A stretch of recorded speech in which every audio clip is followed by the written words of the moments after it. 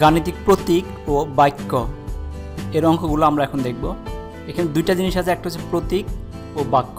প্রতীক বলতে আমরা আসলে কি বুঝি? আমরা প্রতীক মানে হচ্ছে চিহ্ন, বিভিন্ন চিহ্নর মাধ্যমে বিভিন্ন জিনিস আমরা বুঝিয়ে থাকি। যেমন আমরা যদি ক লিখি, এইভাবে একটা চিহ্ন তৈরি করলাম, তার মানে বুঝতে পারতেছি এটা একটা ক, মানে এই প্রতীকের মাধ্যমে আমরা বুঝতে পারতেছি এটা একটা জিনিস বোঝাচ্ছে। তা আমরা যদি আকার দেই, এটা হয়ে গেল কা, তার মানে আমাদের ক আকার কা। এখানে ক একটা প্রতীক, আকার একটা প্রতীক। তো এরকম আমরা যদি বাক্য তৈরি করি, আমাদের যে কথা বলতেছি আমরা সবগুলো যে বাক্য তৈরি করি, যেমন আমি ভাত খাই একটা বাক্য, এবং এইটা আমরা বিভিন্ন প্রতীকের মাধ্যমে লিখে থাকি। সেটা কি? আমি লিখব, স্বরে আ লিখব, আমি, এটা দিয়ে এই কয়েকটা প্রতীক মিলায় আমাদের একটা শব্দ তৈরি হলো। স্বরে আ আছে, হ্রস্ব ইকার আছে, ম আছে। তো এরকম আমি ভাত খাই, এটা আমরা যেরকম শব্দ বলতেছি, বাংলায় বলি, একটা বাক্য তৈরি হলো। ঠিক সেরকম আমাদের গণিতেরও বাক্য তৈরি করতে পারি আমরা। গণিতের মাধ্যমে আমরা বা অঙ্কের মাধ্যমে আমরা অনেক কিছু বোঝাতে পারি বা কথা বলতে পারি অঙ্কর মাধ্যমে। তো তার জন্য কিছু প্রতীক ব্যবহার করা হয়। তার মধ্যে একটা প্রতীক আমরা সবাই জানি, সেটা হচ্ছে আমাদের অঙ্কগুলোকে উপস্থাপন করার জন্য 0, 1, 2, 3, 4, 5, 6, 7, 8, 9 এইগুলো হচ্ছে আমাদের বিভিন্ন প্রতীক, যে প্রতীকের মাধ্যমে একটা অঙ্ককে আমরা উপস্থাপন করে থাকি। তো এখন এই কয়টা প্রতীককে আমরা আবার একটার পিছে আরেকটা লাগিয়ে দিয়ে আমরা আরেকটা বাক্য তৈরি করি বা আরেকটা অঙ্ক তৈরি করি। যেমন 1-এর পিছনে যদি 0 বসাই, তাহলে হয়ে গেল 10। 1 আছে, 0 আছে, দুইটা মিলে আমাদের একটা শব্দ তৈরি হলো, যেটাকে আমরা বলি 10। অঙ্কে আমরা 10 বোঝানোর জন্য এই প্রতীকটাকে ব্যবহার করি। এরকম আরও প্রতীক আছে, যেরকম আমরা দেখি কী কী প্রতীক আছে। এখানে সংখ্যা আমরা দেখলাম যে 1 থেকে 9 আর 0 মিলে একটা প্রতীক আছে, এগুলো হচ্ছে সংখ্যা প্রতীক বলে এগুলোকে। আর প্রক্রিয়া প্রতীক, প্রক্রিয়া প্রতীক মানে যেগুলোর মাধ্যমে আমরা বিভিন্ন অঙ্ক করে থাকি, সেগুলো আছে যোগের একটা চিহ্ন আছে, এটা হচ্ছে যোগ চিহ্ন, এটা হচ্ছে বিয়োগ চিহ্ন, এটা হচ্ছে গুণ চিহ্ন, এটা হচ্ছে ভাগ চিহ্ন। এগুলো আমরা শিখেছি। তো এগুলো আমাদের এক ধরনের প্রতীক বা চিহ্ন বা সংকেত বলতে পারি। সম্পর্ক প্রতীক, সম্পর্ক প্রতীক মানে হচ্ছে আমরা কোনো দুইটা শব্দকে, কোনো একটা, যেমন আমরা বলি সে আমার চাইতে বড়, তো অঙ্কে আমরা কি করব? অঙ্কে আমরা বলবো সে গ্রেটার দেন, এটা হচ্ছে বৃহত্তর চিহ্ন, বড় চিহ্ন, আমি, এটা তো অঙ্কের মাধ্যমে আমরা বুঝে দিলাম সে আমার চাইতে বড়। এই কথাটাকে আমরা অঙ্কের মাধ্যমে এইভাবে বুঝাইতে পারি। তো এরকম কিছু চিহ্ন আছে। তার মধ্যে বড় বুঝাইতে আমরা এই চিহ্নটা ব্যবহার করি, সমান বুঝাইতে আমরা এই চিহ্ন ব্যবহার করি, ছোট বুঝাইতে আমরা এই চিহ্ন ব্যবহার করি, আর সমান নয় বুঝাইতে আমরা এই চিহ্ন ব্যবহার করি। আবার ছোট অথবা সমান যে কোনো একটা হতে পারে, তো সেই ক্ষেত্রে আমরা এই চিহ্ন ব্যবহার করি। বড় অথবা সমান, সেই ক্ষেত্রে আমরা এই চিহ্ন ব্যবহার করে থাকি। এগুলো হচ্ছে সম্পর্ক নির্ণয়ের জন্য চিহ্ন।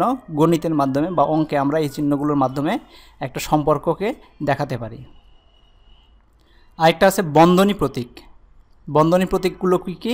আমরা এর আগের অঙ্ক করেছি, এটা হচ্ছে প্রথম বন্ধনী বা ইংরেজি বলে ফার্স্ট ব্র্যাকেট, আর এরকম করে দিলে সেটা হচ্ছে দ্বিতীয় বন্ধনী। এই বন্ধনীগুলো দুইটা প্রতীক দ্বারা একটা বন্ধনী উপস্থাপন করা হয়। যেমন এরকম দুইটা প্রতীক দ্বারা আমাদের প্রথম বন্ধনী, এরকম দুইটা প্রতীক দ্বারা আমরা দ্বিতীয় বন্ধনী, আর এরকম দুটো প্রতীক দ্বারা আমরা তৃতীয় বন্ধনীকে উপস্থাপন করে থাকি। তো এগুলো হচ্ছে বন্ধনী প্রতীক।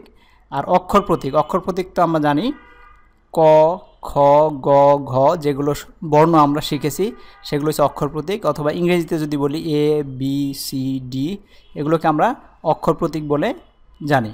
তো এগুলো হচ্ছে প্রতীক, যে প্রতীক ব্যবহার করে আমরা আমাদের অঙ্কগুলো বাক্য তৈরি করব। তো এখন দেখি বাক্য কিভাবে তৈরি করতে হয়। তো গণিতের বাক্য, এখন আমরা অঙ্কর প্রতীকগুলো জানি, এই প্রতীকগুলো জায়গা মতো ব্যবহার করে আমরা একটা বাক্য তৈরি করতে পারি। যেমন আমরা যদি সাধারণ বাক্য বলি, আমি খাই ভাত, জিনিসটা সুন্দর শোনাচ্ছে না, আমি ভাত খাই, আমরা জানি যে কোন শব্দের পরে কোনটা বসাইতে হবে। সেটাকে পরপর বসাইলে আমাদের একটা সুন্দর বাক্য তৈরি হয়। গণিতেও ঠিক সেই রকম আছে যে আমাদের এক একটা চিহ্ন বা প্রতীক এক এক জায়গায় বসে এক এক ধরনের অর্থ তৈরি করবে। তো সেগুলো আমরা কিভাবে করব, যেমন আমরা যদি বলি 48 ভাগ 6, তার মানে এটা বাংলায় যদি আমরা বলতে চাই 48কে 6 দ্বারা ভাগ করো বা 48কে 6 ভাগে ভাগ করো, সেটাকে আমরা এই চিহ্নর মাধ্যমেই আমরা সুন্দরভাবে উপস্থাপন করে দিতে পারলাম। গণিতের বাক্যই হচ্ছে এটা।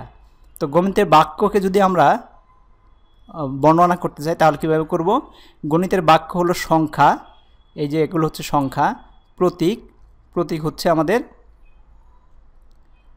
এই যে চিহ্ন যেগুলো দিলাম ভাগ গুণন, এগুলো রাশি বা গাণিতিক ধারণা সম্বলিত এমন একটি উক্তি মানে হচ্ছে একটা বক্তব্য বা একটা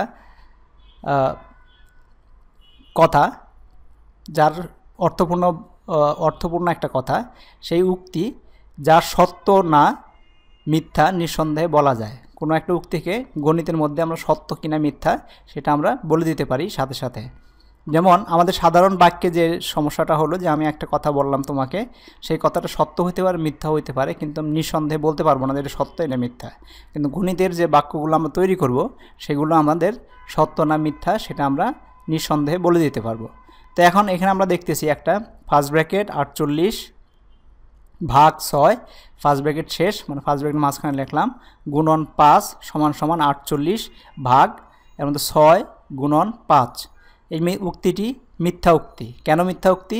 মানে এইটা যদি আমরা করি, যেমন 48কে 6 দিয়ে ভাগ করলে কয়বার যাবে? 6 7 42, 6 8 48, মানে 8 গুণন 5 সমান হয়েছে 40। আবার এই অংশ যদি দেখি 48 লিখব, 48 ভাগ আমাদের ফার্স্ট ব্র্যাকেটের কাজ যেহেতু আগে করতে হয়, মানে প্রথম বন্ধনী কাজটা আগে করে ফেলতে হবে, সুতরাং 5 6 30। তো 48কে যদি আমরা 30 দ্বারা ভাগ করি সেটা অবশ্যই 40-এর চেয়ে অনেক কম হবে, 1 দশমিক কিছু একটা হবে। দশমিক নিয়ে আমরা পরে কথা বলবো। তো এই ভগ্নাংশ নিয়ে পরে কথা বলবো আমরা। তো এইখান থেকে আমরা বুঝতেই পারতেছি যে 40 সমান যে এটা বের হলো আমাদের 1 দশমিক কিছু একটা, সেইটা সমান না, কিন্তু এখানে বলা হয়েছে যে এই দুইটা সমান, সেই জিনিসটা মিথ্যা। তো আমরা এখান থেকে বলে দিতে পারতেছি যে উক্তিটা মিথ্যা। এবং হচ্ছে প্রতিটি ত্রিভুজের 3টি বাহু ও 3টি কোণ আছে, এটা হচ্ছে সত্য উক্তি। মানে আমরা ত্রিভুজ কি আমরা জ্যামিতির অংশে পড়ব, ত্রিভুজের হচ্ছে এরকমভাবে একটা চিহ্ন, তার 3টা বাহু, একটা বাহু, 2টা বাহু, 3টা বাহু, এবং 3টা কোণ আছে, একটা কোণ, 2টা কোণ, 3টা কোণ।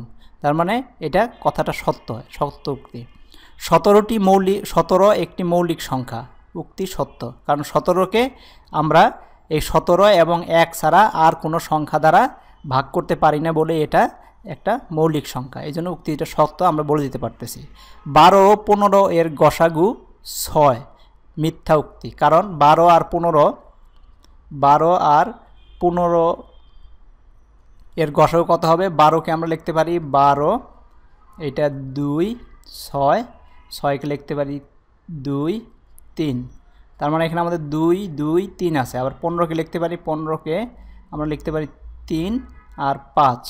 এখানে আমাদের তাহলে গসাগু কত হবে? গসাগু হচ্ছে যেগুলো আমাদের কমন আছে বা সাধারণ দুইটার মধ্যেই আছে সেটাকে আমরা গসাগু হিসাবে নেব। 2 এখানে আছে, এখানে নাই দেখে নেব না, এখানে আছে, এখানে নাই নেব না, এখানে 3 আছে, এখানে 3 আছে, 3 নেব। 5 এখানে আছে কিন্তু এখানে নাই দেখে 5 নেব না, তার মানে হচ্ছে 3 হচ্ছে আমাদের গসাগু, কিন্তু এখানে বলতেছে গসাগু 6, সুতরাং উক্তিটি মিথ্যা। আমরা অঙ্কের মাধ্যমে প্রমাণ করে দিলাম যে এই উক্তিটা মিথ্যা। তো এই জন্যই গাণিতিক বাক্য যেগুলো আছে সেগুলোকে আমাদের সরাসরি আমরা বলে দিতে পারি সত্য না মিথ্যা। তো গণিত বিষয়ক এমন কোনো উক্তি যা সুনির্দিষ্ট করে সত্য না মিথ্যা বলা যায় তাই গাণিতিক উক্তি। গণিত বিষয়ে যেসব উক্তিগুলো আছে সেগুলো সুনির্দিষ্টভাবে যদি বলতে পারি যে এগুলো সত্য না মিথ্যা, তাহলে সেটাকে আমরা বলবো গাণিতিক উক্তি। তো আমরা গাণিতিক প্রতীক শিখলাম এবং গাণিতিক বাক্য কেমন গঠন করতে হয় সেটাও শিখলাম। তো এরপরে অঙ্কগুলো দেখব কীভাবে করতে হয়। Thank you very much.